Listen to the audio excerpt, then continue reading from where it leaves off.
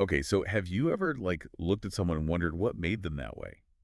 Like, were Oh. they born bad or did something, happen? Yeah, yeah, it's the age-old question, right? Yeah, Nature versus nurture, and it's a question that this film, The Bad Seed, really digs into. right. And we're going deep on this one today, looking at this idea of inherited evil through the lens of one character, Reginald Tasker. And Tasker's interesting, right? Because he's not family or anything, but he kind of drives this idea of inherent evil. Yeah. He's this crime writer, a criminologist, so in the 50s, that would have given him, like, some weight, you know? Yeah, totally. Like back then people would taken his word as like scientific gospel. So he has this conversation with Christine, the mom, about female criminals, specifically this serial killer, Bessie Denker.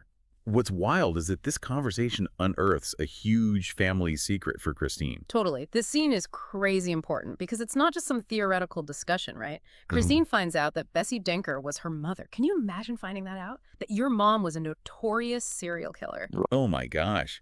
Talk about a family reunion you'd want to skip. Right. Like, how do you even process that? And then he takes it even further. He launches into this whole thing about bad seeds. Like some people are just, I don't know, destined to be evil. Yeah, he basically lays out this whole theory that evil is like hereditary, like some genetic hand-me-down.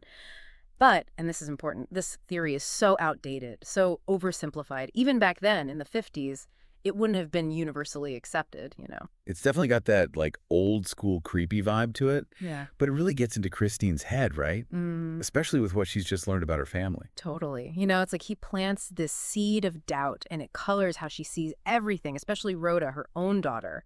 Every little thing, every outburst becomes evidence of this like inherited darkness.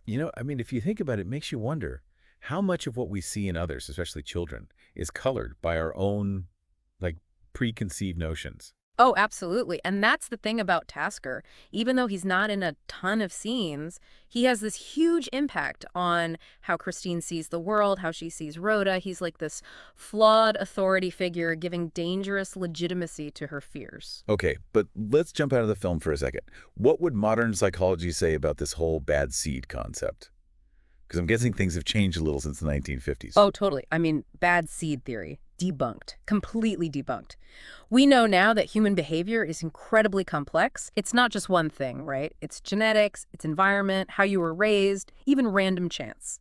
There's no single gene for evil, or for anything that complex for that matter. It's always more complicated than we want it to be, Yeah, right? it seems like it.